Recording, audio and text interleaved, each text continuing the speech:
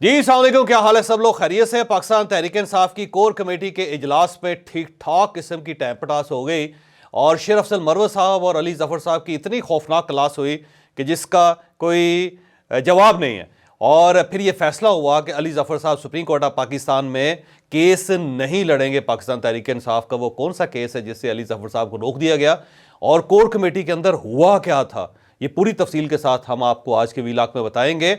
और मियां नवाज शरीफ साहब ने अपनी ही हुकूमत को एक अजीब सी डायरेक्शन देनी शुरू कर दी। यूं महसूस होता है कि मियां नवाज शरीफ साहब अपोजिशन लीडर के मूड में चले गए हैं। प्राइम मिनिस्टर उनकी पार्टी का, चीफ मिनिस्टर उनकी पार्टी का, और साथ ही वो अपनी गवर्नमेंट के खिलाफ भी बात करना शुरू कर दिया उन्होंने। अब यह क्या किस्सा है, ये भी हम आपको आज के वीलाग में पूरी तफसील के साथ बताएंगे। और ख्वाजा आसिफ साहब ने कहा है कि जनरल बाजवा साहब और जनरल फैज़ हमीद साहब अफगानिस्तान के अंदर जो पाकिस्तान के एंटी लोग थे उनको पाकिस्तान में लाने के जिम्मेदार है और ये करारदाद पेश करेंगे पार्लियामेंट में। क्या वाकई करारदाद पेश हो जाएगी, ये भी हम आपको इसी वीलाग में बताएंगे।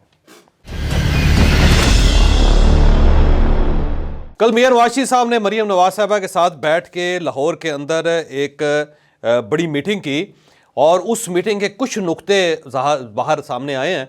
और उसमें मियां नवाज शरीफ साहब ने एक तो ये एतराज़ किया कि IMF के कहने पर बिजली और गैस कितनी महंगी होगी, मज़ीद कितनी महंगी होगी। उन्होंने एक सवाल उठाया कि IMF का जो मुतालबा है, इस मुतालबे पे अमल करके हम गैस को और बिजली को मज़ीद कितना महंगा करेंगे। फिर उन्होंने ये बताया कि आवाम के सब्र को कब तक आजमाएंगे और फिर ये कहा कि किसानों को सोलर पैनल दें और हुकूमत का पैसा इस पर खर्च होना चाहिए, यानी किसानों पे, काश्तकारों पे खर्च होना चाहिए। फिर उन्होंने ये भी कहा कि काश्तकार को इसकी मेहनत का पूरा सिला मिलना चाहिए, गोया कि सिला नहीं मिल रहा, उनका ये कहना है। आड़ती और मिल वालों के इस्तेसाल से काश्तकारों को बचाया जाए, वगैरह वगैरह।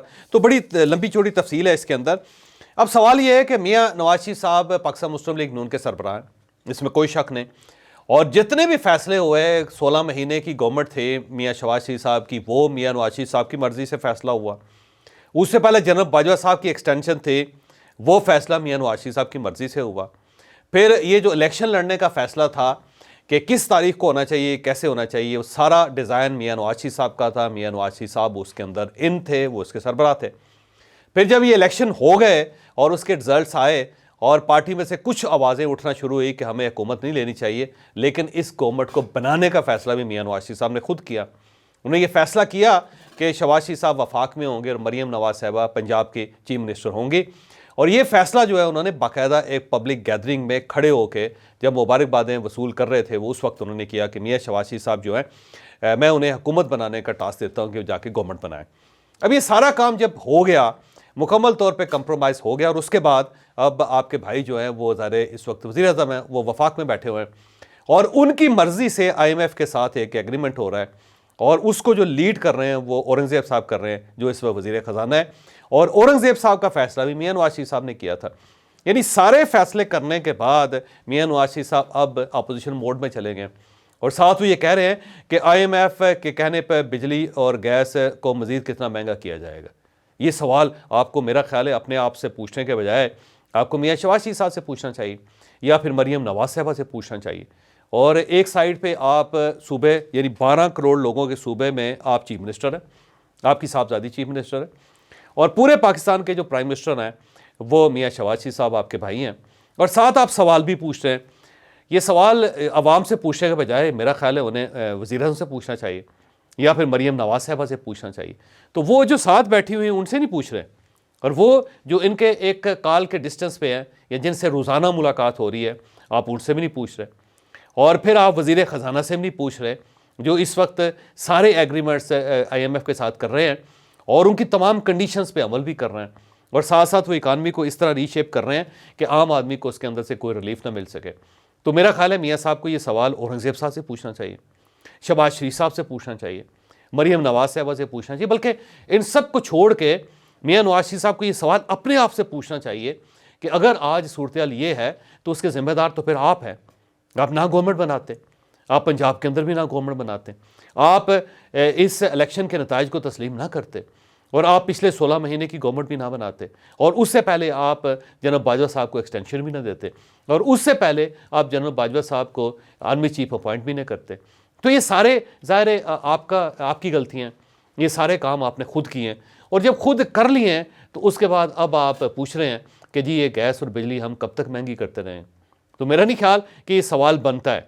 और अब ज़ाहिर प्राइम मिनिस्टर तो आपके पास है और उसके साथ साथ पंजाब की चीफ मिनिस्ट्री भी आपके साथ, लेकिन साथ ही आप ये महसूस करते हैं कि अपोजिशन लीडर की सीट भी आपके पास ही होनी चाहिए।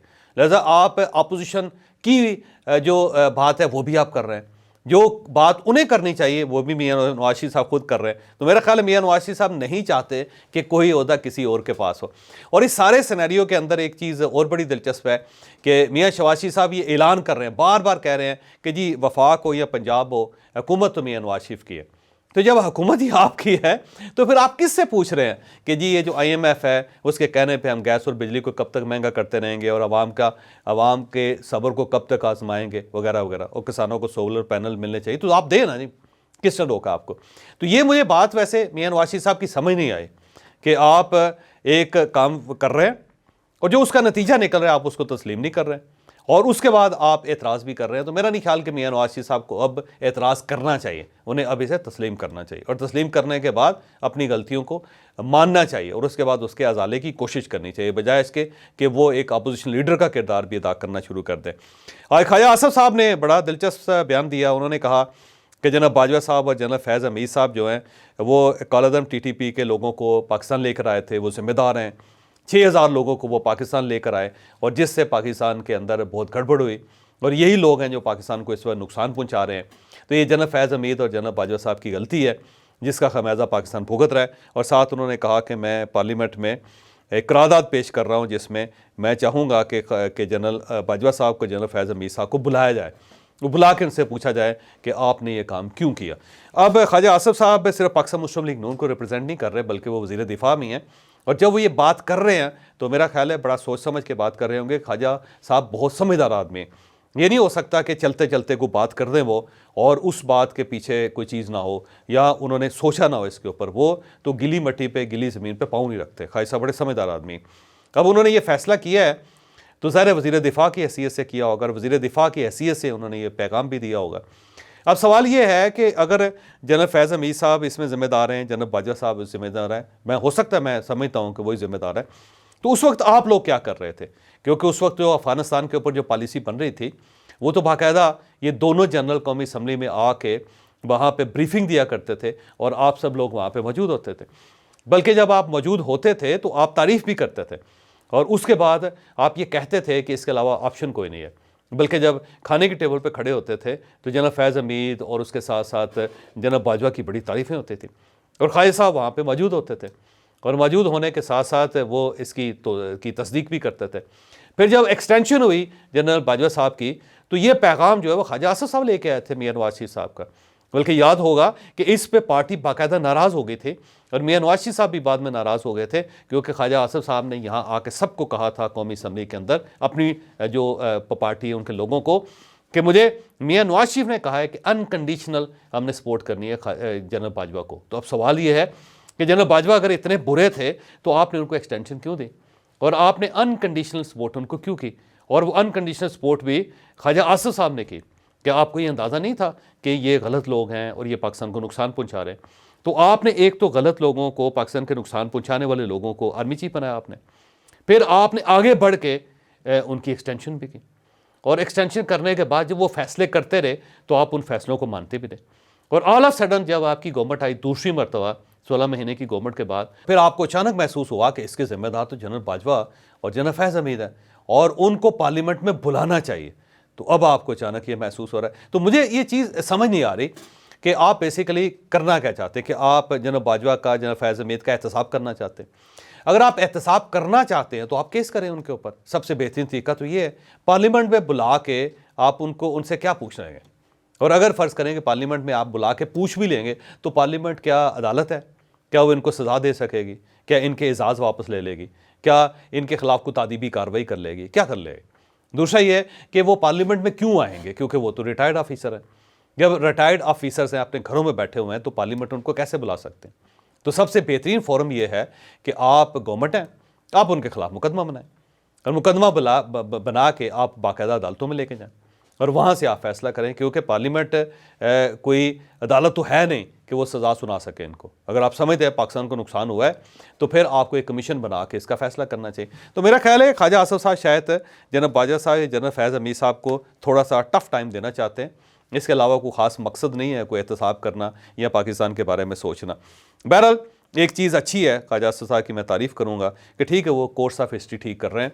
वो जो तारीख़ है पाकिस्तान की बदनुमा, ये गलतियों से भरी, उसको ठीक करना चाहते हैं। तो सिर्फ यहाँ तक क्यों, और भी बहुत सारी ऐसी गलतियाँ थी जिनका एतराफ़ करना चाहिए, जिनका एहतसाब करना चाहिए। मतलब पाकिस्तान पीपल्स पार्टी के साथ एक दुश्मनी थी इनकी, आप उसको मानना चाहिए। फिर दोस्ती हुई, उसको मानना चाहिए। फिर दुश्मनी हुई, फिर उसको मानना चाहिए। फिर दोस्ती होगी, फिर उसको मानना चाहिए। फिर एक दुश्मनी हो गई।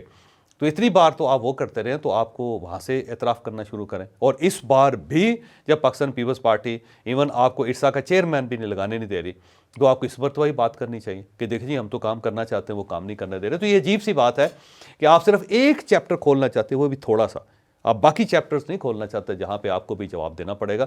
और ये चैप्टर भी जो थोड़ा सा है, जब ये खुलेगा तो जवाब तो आपको भी देना पड़ेगा, क्योंकि आप इन फैसलों का हिस्सा रहे हैं। जब आप हिस्सा रहे हैं तो आपको फिर ये बर्डन तो बर्दाश्त करना पड़ेगा। बहरहाल आगे चलते हैं। पीटीआई की कोर कमेटी का कल इजलास हुआ और उस इजलास में अली ज़फ़र साहब भी शामिल थे और वहाँ पे शेर अफजल मरवत साहब भी शामिल थे। कोई 20-22 लोग वहाँ पे फिजिकल मौजूद थे और बाकी जोम पे थे। वहाँ पे अली मोहम्मद खान साहब ना ठीक ठाक गरजे बरसे और उन्होंने अली ज़फ़र साहब से पूछा, शेर अफजल मरवत साहब से पूछा कि जब आप ओपनली ये कह रहे हैं कि जनाब मखसूस सीटों के ऊपर हमारी गलतियाँ थी, हमें ये पहले लिस्टें बनानी चाहिए थी, हमें इत्तेहाद ठीक तरीके से करना चाहिए था, और वहाँ पे कुछ पार्टियों के साथ इत्तेहाद करने का फ़ैसला हमने किया, लेकिन उसके बाद हमने वो फ़ैसला तब्दील किया, और फिर ये है कि हमें इंट्रा पार्टी इलेक्शंस के दरमियान भी हमारी गलतियाँ थीं। जब आप खुद तस्लीम कर रहे हैं तो फिर आप अदालत में किस मुँह से जाकर डिफेंड करेंगे? तो इस पर शेर अफजल मरवत साहब और अली ज़फ़र साहब के पास कोई जवाब नहीं था। वो बोलने की कोशिश करते रहे लेकिन उनसे कोई जवाब बन नहीं पा रहा था, क्योंकि अली मोहम्मद खान साहब पूरी तैयारी करके आए थे। फिर वहाँ पे ठीक ठाक किस्म की लहदे हुई कि ये कौन लोग हैं हम, कि हम अपना जुर्म खुद ही मानी जा रहे हैं, अपनी गलती का खुद ही एतराफ़ कर रहे हैं। फिर गौर खान साहब ने भी इसके ऊपर आवाज़ उठाई। शेर अफजल मरवत साहब से पूछा गया कि आप ये जो इंटरव्यूज़ दे रहे हैं ये किसकी इजाज़त से दे रहे हैं? आप हर टेलीविज़न चैनल पर चले जाते हैं और जो पार्टी का मौक़िफ़ है उसी को रौंद के वापस आ जाते हैं, तो क्यों करते हैं? तो शेर अफजल मरवत साहब के पास भी कोई जवाब नहीं था, तो रगड़ा इन दोनों को ठीक ठाक लगा। और इसके बाद ये फैसला हुआ कि अली ज़फ़र साहब जो हैं वो ये सुप्रीम कोर्ट ऑफ पाकिस्तान में जो मखसूस सीटों का केस लेके जा रही है पाकिस्तान तहरीक इंसाफ, उसमें वकालत नहीं कर रहे हैं, क्योंकि गौर खान साहब का सब का ये मुत्तफ़िका फ़ैसला था कि अगर अली ज़फ़र साहब वहाँ पे जाएंगे तो उनसे फिर पूछा जाएगा कि जनाब आप तो खुद मीडिया के सामने खड़े होकर अपनी गलती का एतराफ़ कर चुके हैं, तो अब आप हमारे पास क्या लेने गए आए हैं? तो मेरा ख्याल है अली ज़फ़र साहब को इस बार वहाँ से तो हटा दिया जाएगा और शायद आने वाले दिनों में जो मेन केसेस हैं पाकिस्तान तहरीक इंसाफ से, उससे अली ज़फ़र साहब को फारिग कर दिया जाए। शेर अफजल मरवत साहब को भी टाइट किया जा रहा है और अब तो पार्टी ने फैसला किया है कि वो इमरान खान साहब के पास जाके पूरा कच्चा छट्टा जो है इनका वो उनके सामने खोलेंगे और ये कहेंगे कि ये कर क्या रहे हैं हर जगह पे, क्योंकि ये पार्टी के ख़िलाफ़ बयान दे रहे हैं। और उनका वो बयान कि जी हमने फ़ैसला किया था कि हम शरानी ग्रुप के साथ इत्तेहाद करेंगे, फिर हमने मुत्तहिदा मजलिस अमल के साथ इत्तेहाद का फ़ैसला कर लिया था, लेकिन जब ये फ़ैसला हो गया तो उसके बाद अचानक सुन्नी इत्तेहाद कौंसिल के साथ इत्तेहाद हो गया जिसकी एक भी सीट नहीं थी और उसका हमें नुकसान हुआ। फिर ये जो कहा जा रहा है कि ये जो सीट से जो टिकटें तकसीम हुई हैं इसमें इमरान खान साहब को शामिल ही नहीं किया गया था। फिर ये है कि जो बड़े बड़े फैसले हो रहे हैं पार्टी के, इमरान खान साहब उस पिक्चर में नहीं है, तो इसके ऊपर भी ठीक ठाक किस्म की वहाँ पे लेदे हुई और कहा गया कि अब ये इमरान खान साहब के सामने रखा जाएगा कि ये जो बयान है उससे पाकिस्तान तहरीक इंसाफ के नैरेटिव को नुकसान हो रहा है। तो आने वाले दिनों में मुझे लगता है कि शेर अफजल मरवत साहब और अली ज़फ़र साहब इनका केस जो है वो जा रहा है सीधा अडयाला जेल और वहाँ पे जस्टिस इमरान खान साहब जो बैठे हुए हैं वो इनका ठीक ठाक किस्म का फ़ैसला करेंगे।